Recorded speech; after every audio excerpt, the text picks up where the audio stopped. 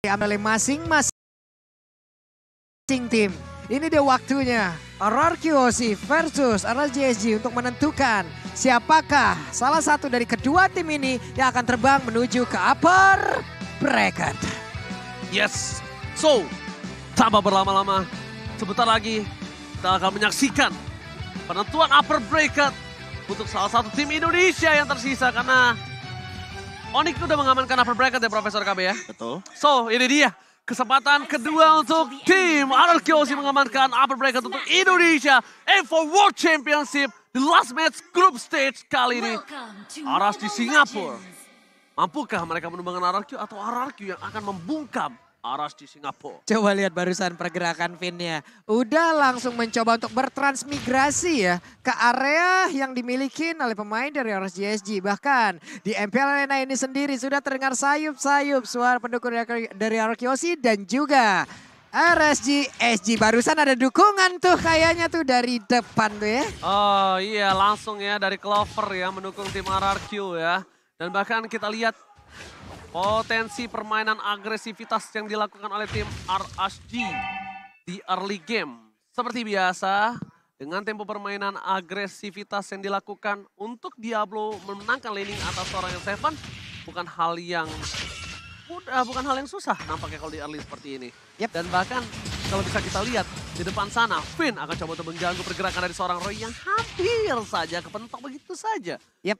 Tadi udah kelihatan ya, udah ada baju bola, makanya tadi Jet Kunda juga langsung disikat lagi. Tapi R7 dan juga Diablo ada di dalam satu laning yang sama. Albert sudah level 4, sesaat lagi pun akan ada pertempuran di area turtle harusnya. Alright, permainan yang bisa kita bilang agak cukup pasif untuk tim RRQoC. Mereka masih coba untuk melepaskan Skylar di arah top lane seorang diri. Di arah bottom lane, ini juga masih dilepasin seorang diri karena Finn akan berporos dengan tempo permainan di arah jungle dan memastikan Albert tidak tercutting dalam permainan rotasinya. Iya, apalagi kita tahu sendiri Finch Poise ini bisa crossing the river atau bahkan sungai agar nantinya Bray bisa mendapatkan farming pattern yang lebih banyak.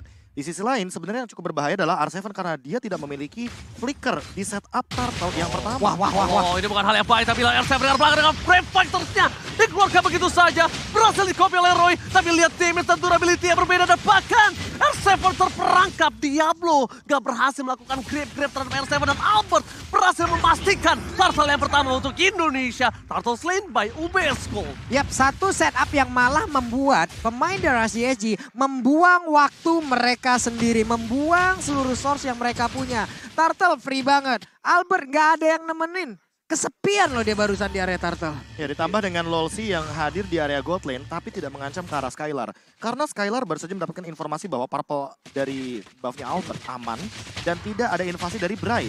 Sementara di sisi lain untuk Skylarnya sendiri yang penting dia farming, dapetin Corrosion Sight, lalu mungkin ke arah Demon Hunter Sword baru menuju ke arah Golden Staff dan bisa join team fight ketika sudah memiliki 3 item tersebut. Oke, Finn akan mengganggu seorang Wolfie dan tidak ada apa-apa yang akan terjadi karena tidak berhasil mendapatkan momentum. Tapi problemnya adalah di mana top lane mereka akan coba dilakukan ganking. Finn masih memiliki flicker, udah punya Terror Rats, Baby Cakes akan menjadi pilihan utama. Masih coba di keker karena Albert coba jungle terlebih dahulu dan Finn. Ini dia, Terror Rats, Wolfie menjadi pilihan bersama dengan pertemuan dari tim RRQ. Wolfie berhasil cabut dari satu buah ganking yang mungkin tidak terlalu banyak soft skill. Tapi dalam bottom lane, Diablo, Roy versus R7 tidak ada impact sama sekali. Tidak ada point kill yang bisa dilakukan. Pertukaran sword skill, top dan bottom lane, mirroring saja. Yap, mission fail di dua laning secara bersamaan. XP laner gagal, di area XP lane gagal dan di area gold lane pun gagal. Tapi barusan coba lihat ada satu Jet Kunda dan Way of Dragon ternyata ke arah yang belum tepat. Bahkan untuk kali Tempest of Lane udah dikeluarkan. Oh tapi lihat Finn balik lagi kembali ke dalam arena real world manipulation. First blood by Infinix kali ini berhasil didapatkan oleh seorang Skylar. Skylar salah satu marksman yang mungkin sekarang agak cukup berbeda. Lebih agresif lagi. Kalau kalian sadar melihat Skylar bermain di M4. Bukan begitu, Profesor? Ya, kalau kita ngomongin soal bagaimana rotasi yang dilakukan barusan itu adalah team fight mini 5 lawan 5. Karena R7-nya datang, Skylar-nya datang, semuanya hadir di setup dari Real World Manipulation. Padahal ini baru menit yang keempat, mereka sudah mulai melakukan rotasi. Mereka sadar betul bahwa kuantitas adalah kunci untuk memenangkan fase early game. Apalagi Finn, tanpa adanya flicker, dia butuh banget backup dengan cepat untuk sekarang. Bahkan menurutku, Albert kayaknya bakal lebih membadani ketimbang Finn yang harus melakukan setup. Betul sekali, karena Albert akan menjadi sebuah distraction, sebuah fokus ke Albert, sedangkan Finn bebas ke arah belakang. Tapi lihat, Lossy the Wave dengan di-cancel dengan sound seorang Albert dan bahkan gak berhasil dikentung oleh seorang Albert. Real World Manipulation dari Roy, bukan dari Clay. Ada dua kotak papan catur, mundur ke arah belakang, dan bahkan take down, tanpa kill from Skylar. 3 hilang, triple kill, looking for Maniac. Dan nampaknya gak ada yang berani maju berhadapan dengan seorang Skylar. Dan Skylar berhasil mendapatkan triple kill by Infinix and Turtle Slain by OBS Gold. Yap, satu setup yang tadi ternyata berawal ya. Way of Dragon-nya mentok, Prof. Benar-benar mentok dan itu merubah segalanya. Mulai gagal, di luar ekspektasi, di luar kalkulasi, semua perhitungan menjadi kacau. Dan ini dia Inside Replay presented by TikTok, Prof. Iya, ditambah dengan bagaimana hadirnya Bray dengan menggunakan satu buah Tempest of Blade dan tidak mengenai target yang cukup optimal. Karena mau bagaimanapun, Clay dalam keadaan Real World Manipulation gak bisa di-cancel. Dan ini 4 point kill dari RRQ Hoshi ada di tangan Skylar. Jadi teman-teman bisa bayangin, semua gold leadingnya, semua gold yang menjadi keuntungan ada di tangan gold laner. Gak berani. Ini bakal jadi bahaya banget tentunya bagi RC Singapura karena lihat dari itemnya. Sekarang Skylar akan langsung menuju kepada Demon Hunter Sword. Iya, Demon Hunter Sword yang paling jelasnya. Still Like Plate masih ada di tangan dia karena untuk mengurangi Baby Cakes dengan nantinya Blade Armor-nya mungkin di urusan belakangan untuk Finn dan juga Albert. Untuk sekarang, fokus mereka yang penting adalah mencari setup dan menghentikan bagaimana Baby Cakes dengan farmingnya.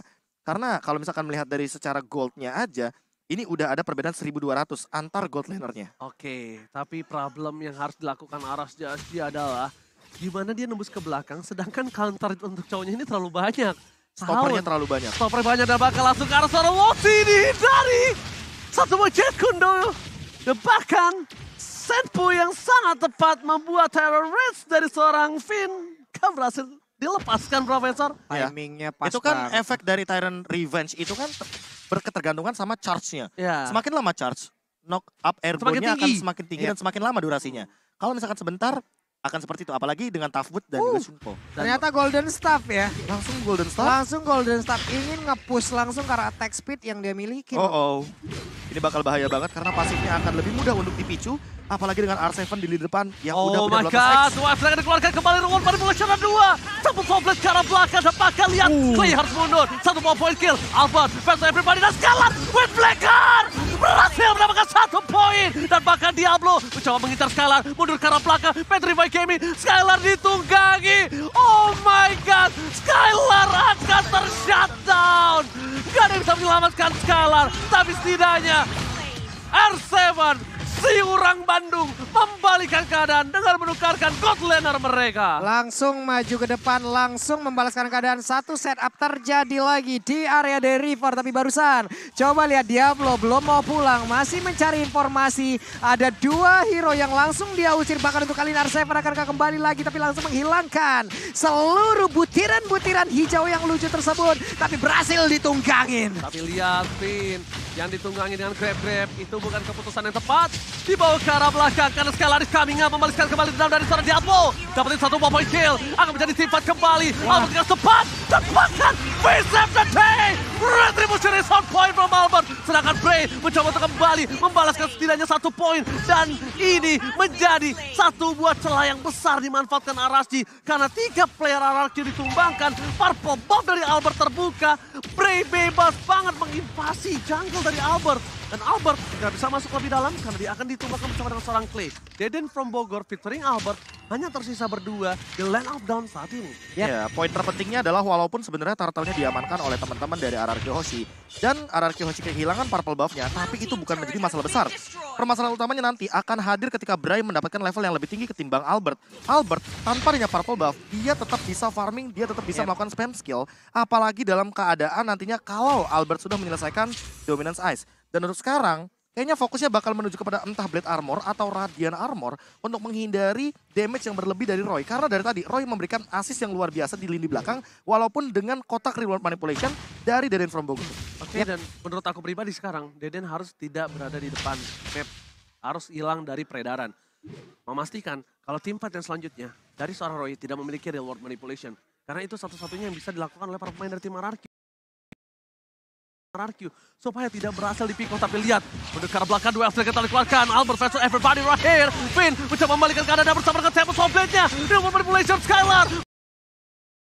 Diablo mencoba untuk mengejar tapi ternyata hilang begitu saja, dapatkan.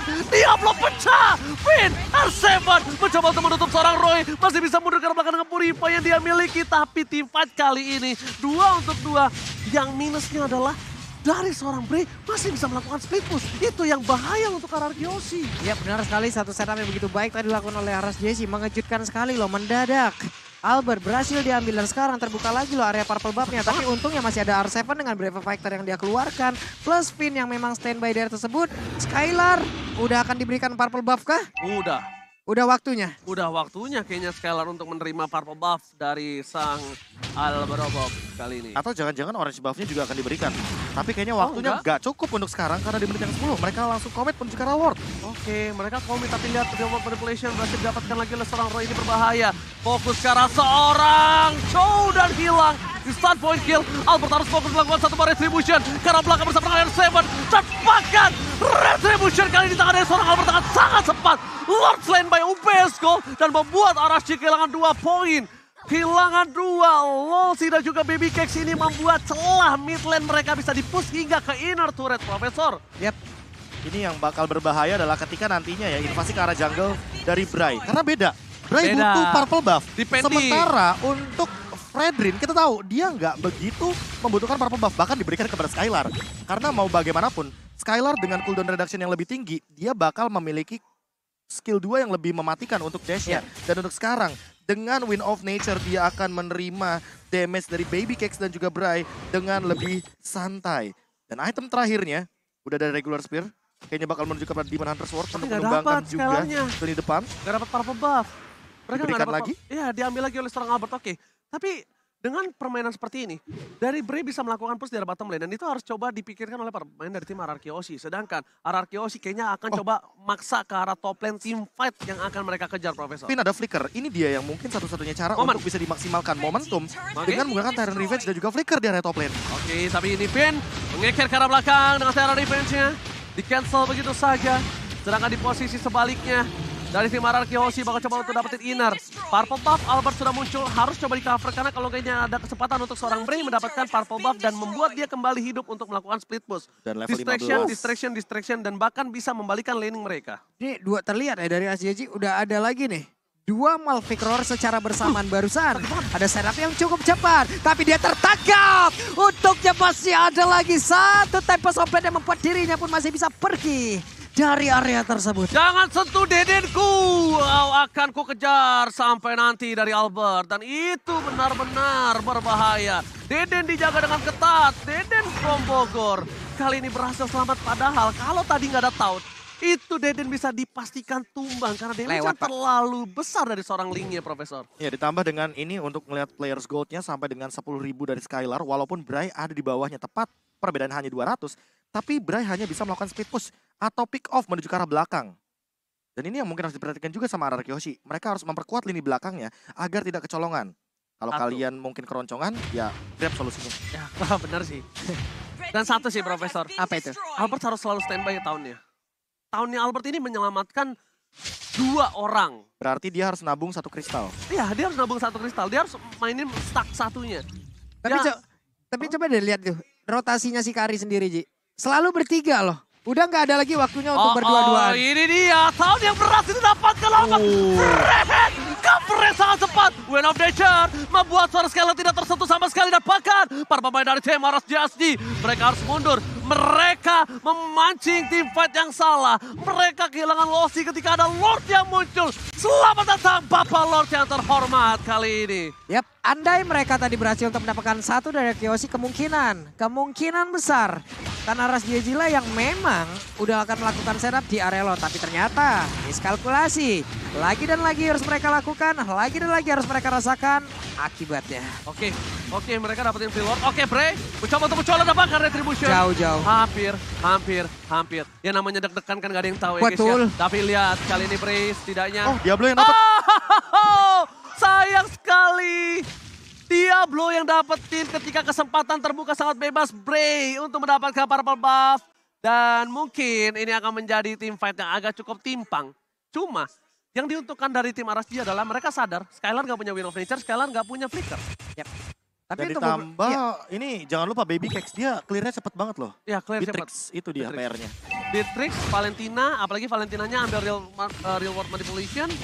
Nah, itu akan membuat high ground yang sangat keras. yap, karena mau gak mau mereka memang kemungkinan besar ya, bisa aja mereka hanya mendapatkan ke arah satu landing aja. Karena di saat Beatrix nanti mungkin menggunakan dua ultimate sekaligus, entah itu dari Banner ataupun Nibiru, akan ada dua landing yang bisa dihabiskan secara cepat ya Prof. Iya betul sekali. Oke. Dan Iron Revenge apakah bakal jadi setup yang manis? Oke, tapi ternyata mid turret, top turret mereka akan mendapatkan Oh, dapat dua. drill lane push terlebih dahulu. Akan dipaksakan untuk mendapatkan drill lane untuk memastikan wave minion yang bergerak ini akan menjadi team fight yang sesungguhnya. Karena ketika Lord masih ada, mereka akan coba fokuskan Albert. Ya, kepetok, gak ada yang lihat Bert dan bahkan tahunnya. Akan coba dipaksa Finn mundur ke arah belakang. Albert gak apa-apa. Emang kalau di stage itu terlalu dingin. Ini gue gak tahu barusan itu emang kepentok aja atau hanya pancingan dari Albert. Karena Kufranya, Finn udah standby di rumput yang jaraknya capable untuk sampai ke situ. Itu kebentuk karena dia tuh harusnya mundur ke arah belakang, Finn masuk. Oke. Nah, momennya seperti itu harusnya. Harusnya ekspektasi. Ekspektasi. Lagi dan lagi kita ditampar oleh Kenyataan. itu dia. Ekspektasi sama dia sampai pelaminan, tapi kenyataannya ditinggalin pas lagi sayang-sayangnya. Pelaminan sama dengan angan-angan. Hai. Kalian cuma jadiin kenangan sebagai sebuah penyesalan. Kapan itu jadi pelajaran? Oke, Capek. Finn all out terhadap seorang Diablo. Dan bahkan mundur ke arah belakang, Diablo belum bisa naik dan ter-shutdown. Killing spree didapatkan, tidak ada Diablo. Buset. Tandanya tidak ada orang yang bisa menggendong seorang Skylar. Tidak ada yang bisa menyentuh seorang Skylar loh. Iya karena Bahkan rotasinya Bryce loh. sekalipun. Iya rotasinya udah dilihat tadi. Kayak mereka segitiga. Skylar yang tengahnya Pak. Iya, Skylar Dua tuh di depan tuh pas pamlarnya berarti. pas pamlar. Iya pas pamlar. Nah, dan bahkan kalau bisa aku bilang ya, sekarang yang mereka harus lakukan Aras JSG adalah clear aja. Jangan biarkan base turret mereka di arah bottom lane pecah. Clear aja, clear atasnya, jangan kontes terlebih dahulu. Pertama, nggak ada Diablo. Kedua, RRQ Yoshi memenangkan 5.000 gold. Sebenarnya 5.000 gold ini belum terlalu jauh kalau menurut aku pribadi, Profesor. Ya apalagi di dalam area late game di menit ke-18 itu nggak berpengaruh banyak.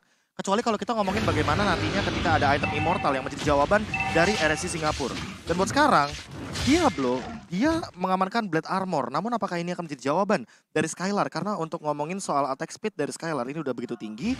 Dan untuk banget. damage, dia kan berdasarkan true damage yang keluar. Pasif. Pasif. Buset. Buset. Wah, Pak Bulung kemarin ada yang lebih ngeri lagi, Tar. Aku Apa? bakal cerita, tapi karya apa Be kita semalam Be? Lupa Be. Tapi sebelum itu, Fit! Oh my Double bomban! Oh my God! Dapatkan Baby Case ditumpahkan begitu saja. Berhasil mendapatkan 2. Dan mega kill. Skylar gak bisa dibendung kembali. Bray akan hilang looking for No life. Lord for win. Ini bencana! RSG tersisa Diablo. Diablo versus everybody. Skylar fokus menuju ke arah base-nya. Dan RRQ Yoshi menyelamatkan dirinya. Dan mengamankan upper mereka. Ararkiosi, welcome to Upper Bracket. Upper Ini dia. bracket diamankan oleh dua tim Indonesia. Onyx Esports di grup B dan juga RRQ Hoshi di grup Upper C. bracket untuk 2 tim Indonesia yang sangat mahal didapatkan. Perjuangan Saatnya yang keras mereka Indonesia. dapatkan. No Saatnya Indonesia. Lord for win. Ya. Ararkiosi.